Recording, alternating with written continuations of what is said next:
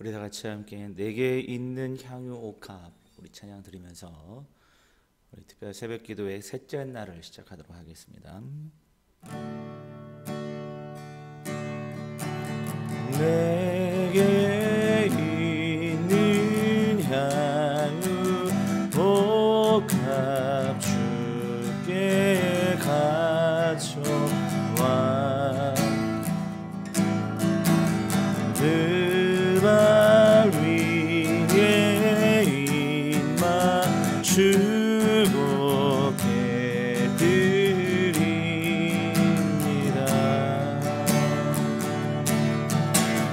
나를 위해 험한 산길 오르신 그 발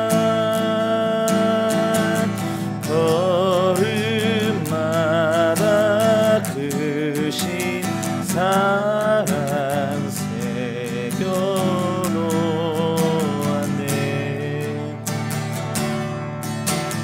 내게 있는 향유 옥합 주께 가져와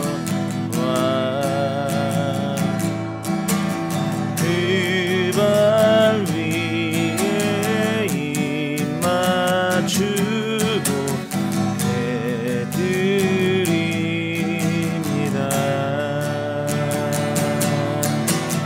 나를 위해 십자가에 달리신 그 발 흘린 피로 나의 죄를 애속하셨네.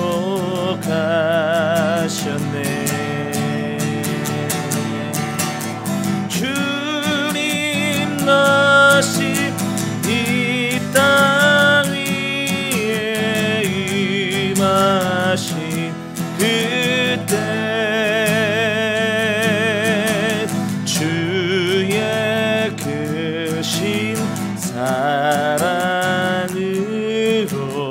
날 받아주소서.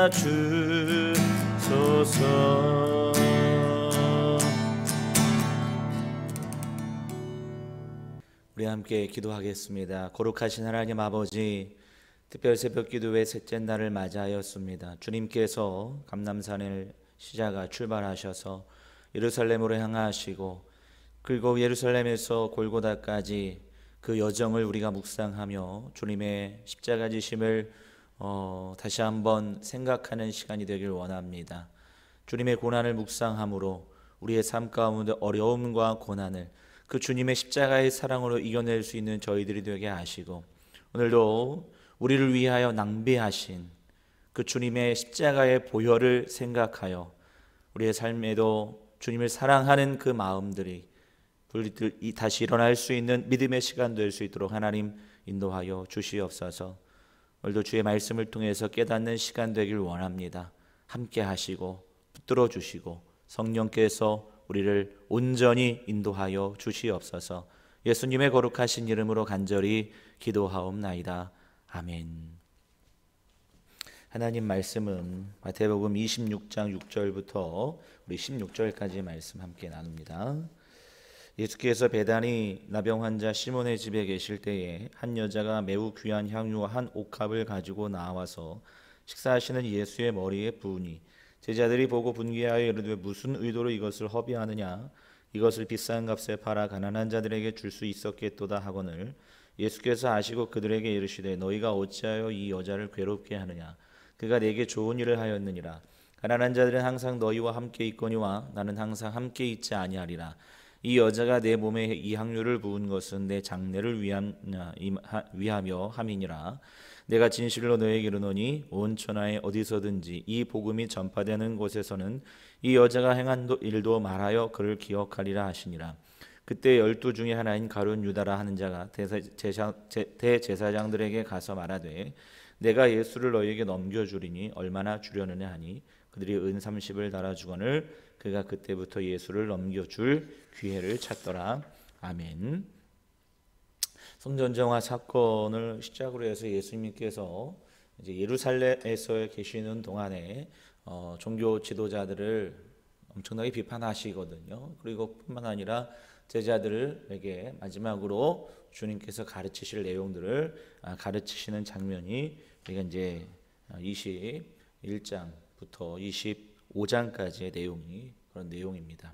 그래서 일단은 저희가 생략하고 시간이 5일밖에 되지 않기 때문에 어떤 사건을 중심으로 해서 우리가 함께 말씀을 살펴봐야 되기 때문에 오늘은 그 베다니의 나병 환자 시몬의 집에서 한 여인이 향유 옥합을 주님의 머리에 붓는 그 사건을 통해서 우리에게 주시는 메시지에 대해서 함께 살펴보도록 하겠습니다. 주님께서 이제 예루살렘에 가셨던 이유는 뭐냐면 유월절 명절을 지키기 위함이었죠. 그런데 이제 유월절 명절이 오랜 기간 동안 지속되기 때문에 그곳에서 머무르셔야 될 이제 장소가 필요했어요. 그래서 주님께서 머무르셨던 장소는 베다니라는 마을, 제가 요한복음 통해서 계속해서 말씀하지 않았습니까? 특별히 이 베다니에서도 그 죽은 나사로를 살렸던, 그죠? 그 나사로와 그 또 마르다 마리아의 자매의 집에서 오랫동안 처소를 마련해 주고 그곳에서 머물렀던 것을 우리가 알 수 있습니다. 베다니라는 말은 이제 그 빈민의 집, 히브리어로 빈민의 집 또는 고난의 집, 고통의 집 이런 그런 의미를 지니고 있습니다. 오늘 본문에도 이 베다니 마을에서 일어난 사건을 말하고 있는데 특별히 오늘 본문에 베다니의 나병 환자 시몬의 집에 계실 때에, 그러니까 요한복음에서는 그 시몬의 집에서 예수님을 위한 잔치가 베풀어졌다고 이렇게 얘기했거든요. 근데 이제 우리가 한 가지 좀 혼란스러운 건 뭐냐면 유대인들은 나병 환자 집에 가지 않거든요. 왜냐하면 나병 환자가 부정하기 때문에, 그러니까 자신이 사는 지역이 일반인들과도 거리가 멀어야 되고 또 자신이 가는 그 길에서도 나는 부정하다 외쳐야지만 됐습니다. 만약에 그 나병 환자에게 이제 다른 사람의 손이 닿아지거나 뭔가 몸이 닿으면 그 사람이 부정해지기 때문에 이제 그 책임은 누구에게 있느냐? 나병 환자에게 있는 거예요. 그래서 돌에 맞아 죽을 수 있는 그런 위기들이 있거든요. 그래서 나병 환자는 부정하기 때문에 그들 유대인들이 가까이 하지 않는 그런 이제 사람이 나병 환자인데, 예수님께서 나병 환자 시몬의 집을 방문하시고 그곳에서 식사를 하셨다. 이것은 그 당시에 가지고 있는 사회적 통념들을 모두 다 부수시는, 그렇죠? 통념들을 다 무시하시는 그런 아주 혁신적인 행동이라 이렇게 말씀을 좀 드릴 수가 있습니다. 그런데 이제 문제는 지금 나병 환자 시몬의 집에서 밥 먹는 것도 문제지만 오늘 본문의 핵심은 그 시몬의 집에서 식사를 하시는 동안에 한 여인이 와서 아주 귀한 향유 옥합을 예수님의 머리에 붓는 사건이 발생이 되죠. 근데 이제 복음서마다 좀 다른데 요한복음에서는 이 여인이 우리는 이제 막달라 마리아다 이렇게 이제 생각했는데 막달라 마리아가 아니라 이 여인은 마리아였다. 그러니까 나사로의 누이였던, 죽은 나사로의 누이였던 이제 마리아였다라고 밝혀주고 있죠. 그다음에 이제 그 요한복음에서는 물론 이제 예수님의 그 자신의 머릿돌로 예수님을 발을 씻겼다 이렇게 조금 보도가 좀 다르긴 하지만 어쨌든 그 마리아가 비싼 향유는 나두 한 옥합이라는 것도 요한복음에서 좀 밝혀주고 있죠. 어쨌든 아주 비싼 한 옥합을 예수님의 머리에 붓든 어떤 발을 씻기든 그런 아주 행동을 했다는 거죠. 근데 이제 이것이 문제가 발단이 되어서 제자들 사이에서 수군거리기 시작해요. 특별히 요한복음에서는 그 수군거림의 중심에 누가 있었느냐? 가룟 유다가 있었다는 거예요. 돈깨를 맡고 있었고 돈과 관련된 이제 일을 하고 있었기 때문에 그것을 비싼 것을 팔아서 비싼 향유를 팔아서 가난한 자를 도왔으면 얼마나 많은 이들을 도울 수 있겠느냐라고 제자들에서 수군거리고 그 여인을 나무라는 장면이 오늘 본문에 등장하는 것을 볼 수가 있습니다. 그런데 예수님께서는 그것을 보시고 이제 그 여인을 두둔하시고 이것은 나의 장래를 위한 것이다. 그리고 훗날에 이 여인의 행동이 영원히 기억될 것이다 라고 그 여인을 칭찬해 주시는 것을 볼 수가 있죠. 얼핏 보면 이 제자들의 이런 아우성들, 그 제자들의 논리, 특별히 가룟 유다의 논리가 얼핏 보면 되게 맞는 듯하지요. 특별히 이 지역은 베단이에요. 베단이 가난한 자들이 많이 사는, 예수님께서 일부러 베다니 지역에서 머무르시면서 그들을 도우시고 그들과 함께 하셨어요. 시몬의 집, 아무도 찾지 않는 그 시몬의 집에 가셔서 예수님이 식사하셨어요. 예수님의 주된 사역의 핵심이 항상 가난한 자들과 함께 하셨단 말이에요. 그러니까 이 가룟 유다의 이 말이 얼핏 보면 그 논리가 맞다라는 거예요. 그러니까 그런데 우리의 실수는 뭐냐면 우리가 가지고 있는 이 논리들로 예수님, 보다 크신 예수님을 내 생각의 범위 안에 가둬두는 실수를 너무나 많이 범한다는 거죠. 가룟 유다의 실수가 그거죠. 자신의 머리의 생각과 자신의 논리로 예수님을 가두어 버리는 거예요. 그리고 맞지 않으면 배신하고 그리고 떠나가고. 지금 마태복음 기자는요, 이 사건을 계기로 14절부터 16절을 보시면 이 사건을 계기로 대제사장에게 가서 예수님을 팔았다는 거예요. 그 사건을 계기로 예수님 마음에 들지 않은 거예요. 자신의 마음에 들지 않았다는 거예요. 그리고 예수님을 떠나고 그리고 예수님을 배신하는 자리로 나아갔다라는 것입니다. 여러분 생각해 보세요. 얼핏 보면 이 유다의 논리가 맞게 느껴지지만, 그렇죠? 엄청난 금액의 이 향유 옥합을 깨뜨려서 가난한 자들을 도우면 얼마나 많은 사람들을 도울 수 있겠습니까? 주님의 사역, 주된 사역이 그거였다고 한다면. 그런데 여러분들 생각해 보세요. 만일 주님께서 우리들을 위해서 자신의 피를 낭비하셨다고 한다면, 그 사실을 알았다고 한다면, 우리는 이미 알고 있잖아요. 우리 주님께서 원래만도 못한 우리들을 위해서 십자가에서 자신의 보혈을 허비하시고 낭비해 주셨잖아요. 그 사실은 우리는 알고 있어요. 만약에 이 제자들도 그 사실을 알고 있었다고 한다면 그까지 나드 한 옥합 몇 푼 한다고 그것을 낭비하고 허비한 그것을 주님의 발에 또는 주님의 머리에 뿌리는 것이 아깝다고 허비하는 거라고 낭비하는 거라고 과연 할 수 있겠냐는 거예요. 여러분, 사랑은 낭비다라는 말이 있어요. 사랑은 허비다 또는 사랑은 낭비다라는 말이 있습니다. 논리적인 것이 아니라 사랑은 사랑하는 이들을 위해서 얼마든지 낭비하고 허비할 수 있다는 거예요. 내가 받은 만큼 주는 것, 그것은 사랑이 아니라는 거예요. 논리적으로 내가 받은 만큼 내가 주겠다라는 것은 여러분 그거는 온전한 사랑이 될 수가 없습니다.